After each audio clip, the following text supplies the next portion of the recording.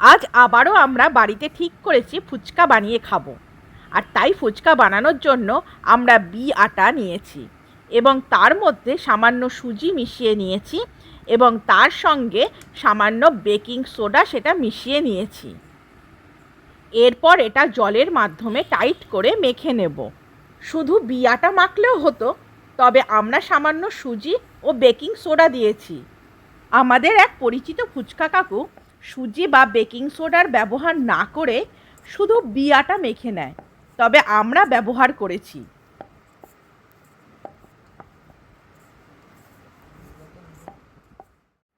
বাড়িতে আটা কম ছিল, তাই ময়দার সঙ্গে সুজি নিচ্ছি। ময়দা দিয়ে করলে সামান্য সুজি ও বেকিং সোডা মেশাতে হবে। আমরা সব কিছুই আন্দাজেই নিয়েছি। অনেকে আবার রেশনের আটা দিয়েও করে, আবার অনেকে শুধু সুজির গুঁড়ো দিয়েও করে। যে কোনো রেসিপি ব্যবহার করে ফুচকা বানানো যেতে পারে। যে কোনো রেসিপি ব্যবহার করেই ফুচকা বানানো যেতে পারে। যদি ফুচকা খাস্তা না হয়, তাহলে শুধু একটু রোদে শুকোলেই ফুচকাগুলো খাস্তা হয়ে যাবে। আর এখানে আমরা আটার পাশাপাশি ময়দাও মেখে নিয়েছি। এরপর এই রকম ছোট ছোট লেচি কেটে সামান্য ময়দা মিশিয়ে নিয়েছি আর এরকম ছোট করে বেলে নিয়েছি। বেলতে বেলতে এগুলোর ওপর হালকা কোটিং পড়বে, আর সেটা না পড়লে ফুচকা ঠিকমতো ফুলবে না। তাই যেগুলো আগে বেলেছি সেগুলো আগে ভাজবো, আর যেটা শেষে বেলেছি সেটা শেষে ভাজবো। খেয়াল রাখতে হবে যেন খুব বেশি কোটিং না পড়ে যায়। বেলতে বেলতে যেটুকু পড়বে সেইটুকুই যথেষ্ট। আর এরপর আমরা গরম তেলে এগুলো ভেজে নিচ্ছি, আর তারপর আমরা রোদে এগুলোকে শুকিয়ে নেব। যেমন কি আমি আগেই বলেছি, যেগুলো আমি প্রথমে বেলে নিয়েছি সেগুলো আমি প্রথমে ভেজে নিচ্ছি, আর যেগুলো আমি পরে বেলে নিয়েছি সেগুলো আমি শেষে ভেজে নেব। আর এর ওপর এরকম আমি হালকা হালকা গরম তেল ছেটাবো, যাতে এগুলো ঠিক করে ফুলে ওঠে।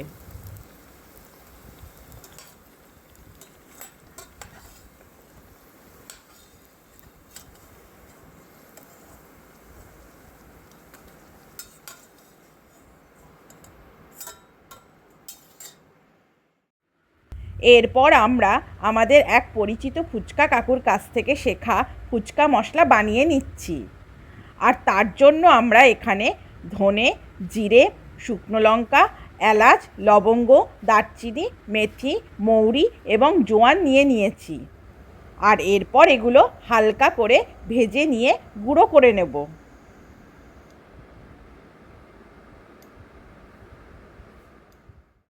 এরপর আমরা আলু সিদ্ধর মধ্যে সিদ্ধ করে নেওয়া লঙ্কা মেখে নিচ্ছি। এরপর এর মধ্যে আমরা ফুচকা মশলা মিশিয়ে নেব।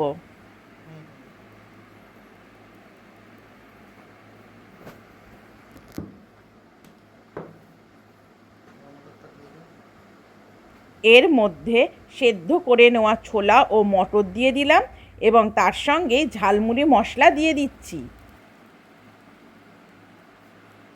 আর তার সঙ্গে দিয়ে দিচ্ছি বিট লবণ এবং নুন। এরপর আমি সব কিছু একসঙ্গে মেখে নিচ্ছি। তার সঙ্গে দিয়ে দিলাম আরও কিছুটা ফুচকা মশলা, যা আমি আলু সিদ্ধর সঙ্গে ভালো করে মেখে নিচ্ছি। বাজারে গন্ধলেবু পাইনি, তাই শেষে বাড়ির গাছের লেবুটাই ছিঁড়ে নিয়ে এলাম। আর এবার আলু সিদ্ধের মধ্যে গন্ধলেবুর রস মিশিয়ে নিচ্ছি। এবার এর মধ্যে দিয়ে দিলাম তেঁতুলের পাল্প, তার সঙ্গে ধনেপাতা কুচি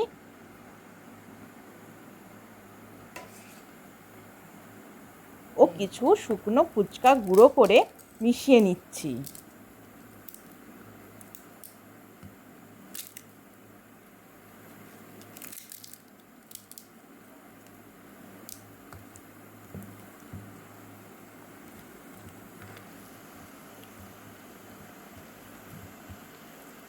আর আবারও সব কিছু একসঙ্গে মেখে নিচ্ছি। আর এই আমাদের ফুচকার আলুর মিশ্রণ তৈরি। তেঁতুল জল বানানোর জন্য আমরা এখানে তেঁতুলের পাল্পের মধ্যে ফ্রিজের ঠান্ডা জল মিশিয়ে নিচ্ছি। ঠান্ডা জল দিয়ে ফুচকা খাওয়ার মজাই আলাদা।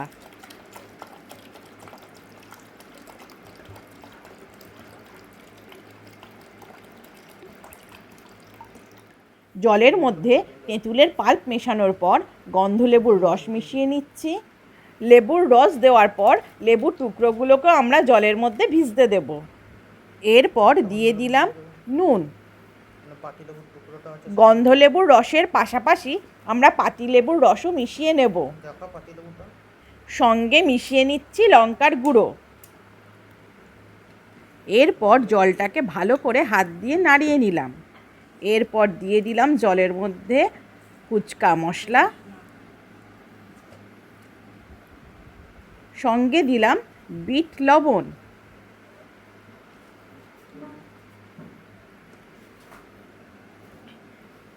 তার সঙ্গে দিলাম ধনেপাতা কুচি এবং তার সঙ্গে মিশিয়ে নিচ্ছি জলজিরা।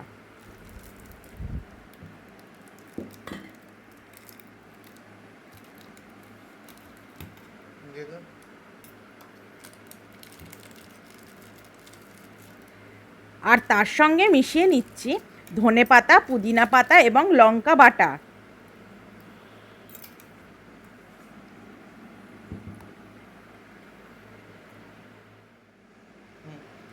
আর তার সঙ্গে সেদ্ধ করে নেওয়া লঙ্কা এবং আরও কিছুটা ফুচকা মশলা মিশিয়ে নিচ্ছি।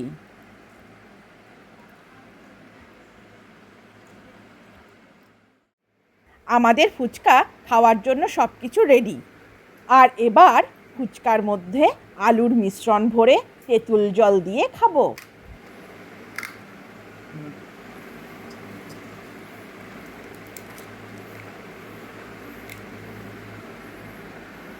বড় বড়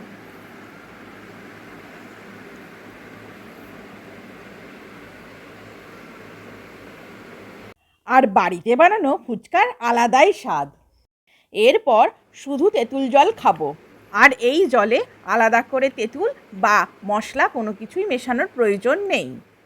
আর ফুচকা খাচ্ছি, শেষে শুকনো ফুচকা না খেলে আর চলে? তাই ফুচকার মধ্যে আলুর মিশ্রণ ভরার পর এর মধ্যে পাতিলেবুর রস দিয়ে দিলাম। আর এবার ওপর দিয়ে ফুচকা মশলা দিয়ে দিচ্ছি। শেষে ওপর দিয়ে ধনেপাতা দিয়ে ফুচকার স্বাদ আস্বাদন করব।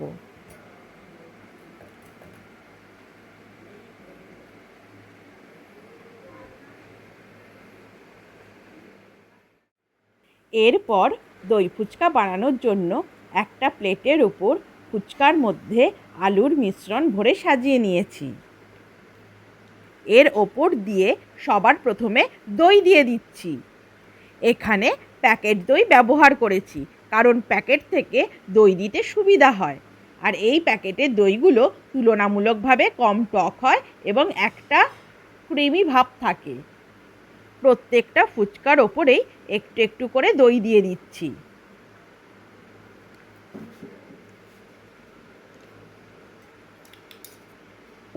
দই দিয়ে দেওয়ার পর এর উপর দিয়ে ধনেপাতা ও পুদিনা পাতার চাটনি দিয়ে দিচ্ছি।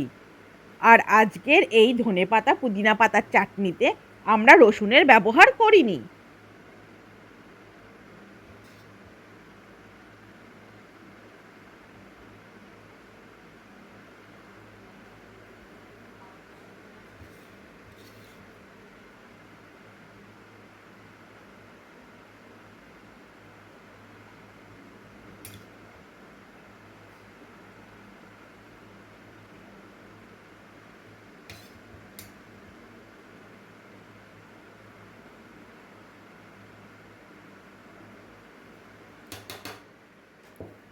এরপর উপর দিয়ে তেঁতুলের টক মিষ্টি চাটনি দিয়ে দিচ্ছি।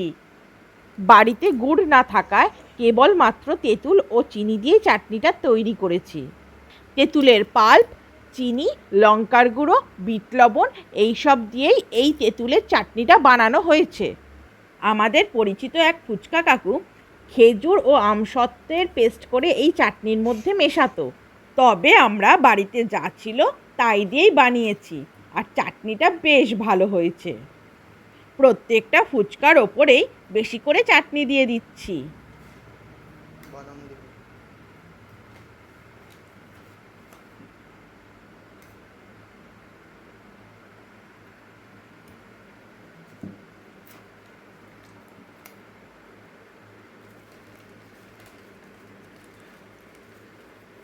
এবার এর ওপর দিয়ে বাদাম দিয়ে দিচ্ছি।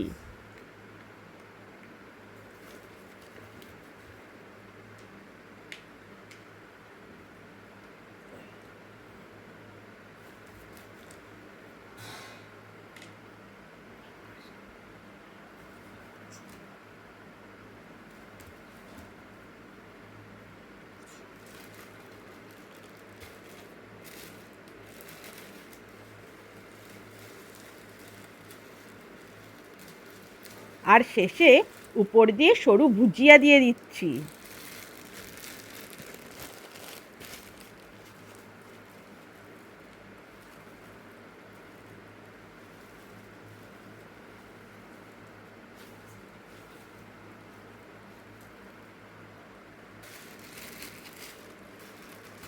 শেষে উপর দিয়ে আরও একটু চাটনি দিয়ে দিচ্ছি।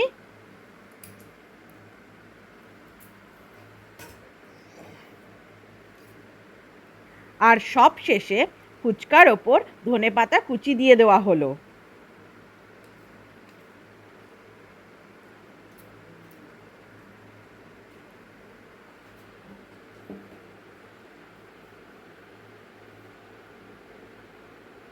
আর আমাদের দই ফুচকার প্লেট রেডি। আর এই দই ফুচকা খেতে আমার দারুণ লাগে।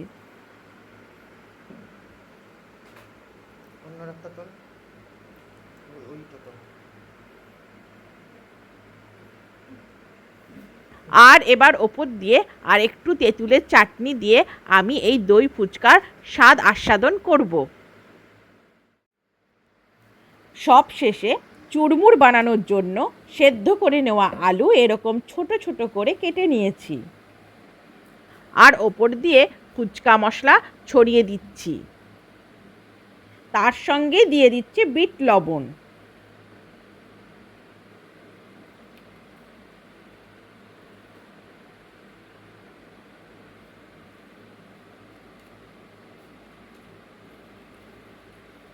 আর স্বাদ অনুসারে নুন দিয়ে দিচ্ছি।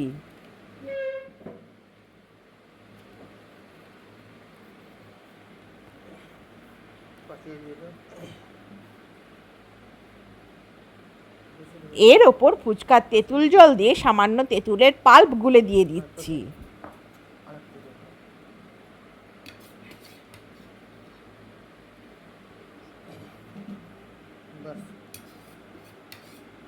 সঙ্গে দিয়ে দিচ্ছি ধনেপাতা, পুদিনা পাতা ও লঙ্কা বাটা।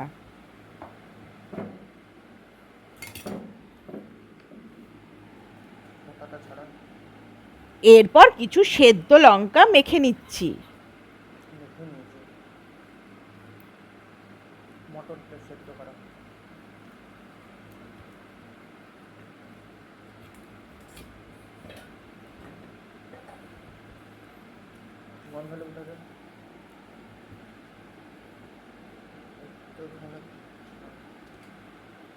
আর তার উপর দিয়ে বাড়ির গাছের গন্ধ লেবুর রস দিয়ে দিচ্ছি।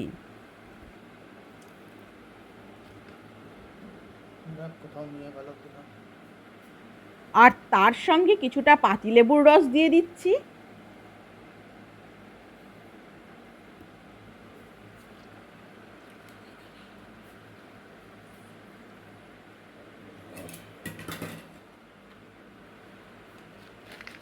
আর এরপর এর উপর দিয়ে দিচ্ছি বাদাম। আর এবার ওপর দিয়ে সেদ্ধ করে রাখা ছোলা ও মটর দিয়ে দিচ্ছি। তারপর ওপর দিয়ে কিছু ফুচকা দিয়ে দিচ্ছি। বিশেষ করে যে ফুচকাগুলো ফুলে ওঠেনি বা ভালো ফোলেনি সেগুলো ভেঙে মিশিয়ে দিচ্ছি।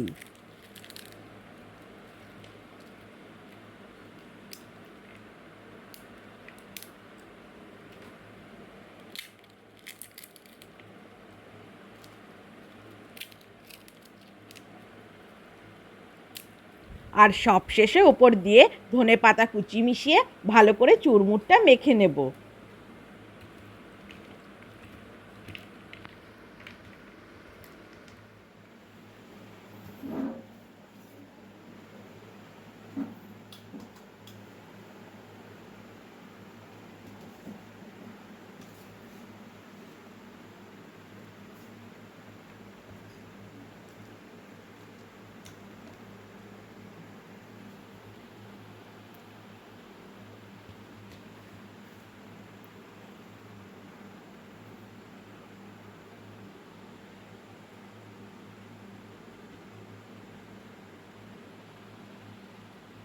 আর অবশেষে আমাদের চুরমুর তৈরি।